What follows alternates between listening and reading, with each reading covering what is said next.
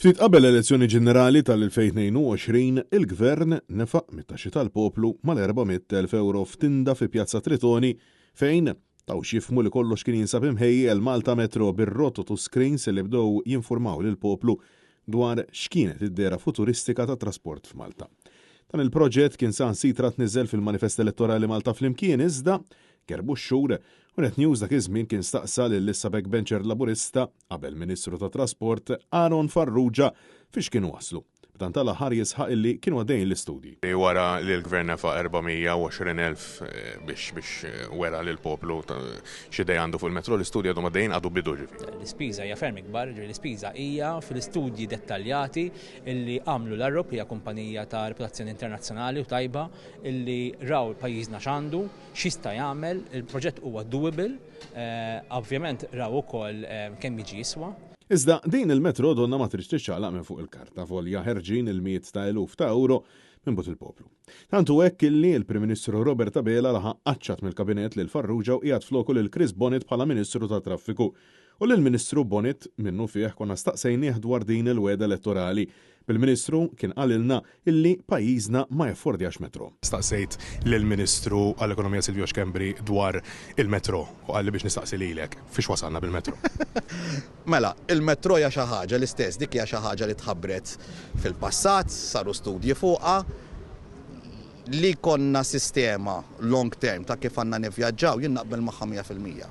Li ma naqbilx huwa illi konna sistema ta' trasport li l-investiment li tirrikjedi fiha se jġib parkub tejhom lill-familji u lill-ħaddiema Maltin u Ewġin. Bil-fissazzjoni fuq il-metro naħseb wasal iż-żmien illi. Stazzjoni infaqtu iktar minn 400,000 fuq. Stazzjoni kull dejjem jekk il 4 xhur Ministru saqsowni sitt mid-darba fuq il-metro. Diskors li reġa' rrepeta kemm il-darba tant li saħansitra fl-aħħar jiem qablu ma' palazz illi pajjiż ma jiflaħx il-pis finanzjarju għalih. Qed jgħidulna m'għandkomx pjan għat-trasport tal-massa.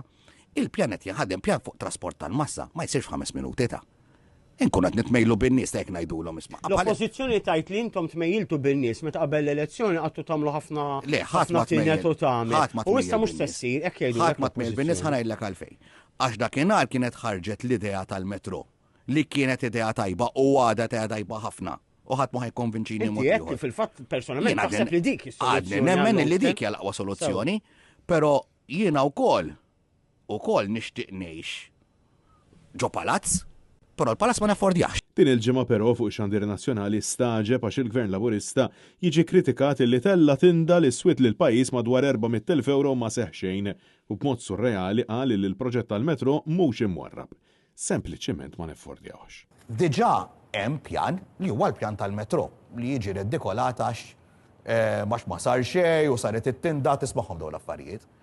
Il-pjan tal-metro ma ġiex shelved, qatt ma ġiex shelved, jien kont very blunt u ċar man-nies, il-metro kif kien ġie ddiżinjat dak iż-żmien, inserta li huwa expensive ħafna, ħafna, illi l-pajjiż ma jaffordjax. Intant, għawiet u rabat kelmtu li sa' Ottubru 2025 jiġifieri 6 xhur oħra, il-Gvern se jħabbar xi trasport tal-massa li jrid ifassal. Ġifieri jiena f'Ottubru jekk nistaqsik li inti dil-ġurnata qed f'April ta' dis-sena inti qed ħanħabbru da, inti taħseb li f'Ottubru jkollna idea ta' fuq xi. Jekk f'Ottubru nkunu għamilna biċċa xogħol tajba ħafna. Il-ġimgħa l-oħra l-lonċajna l-Vision 2050.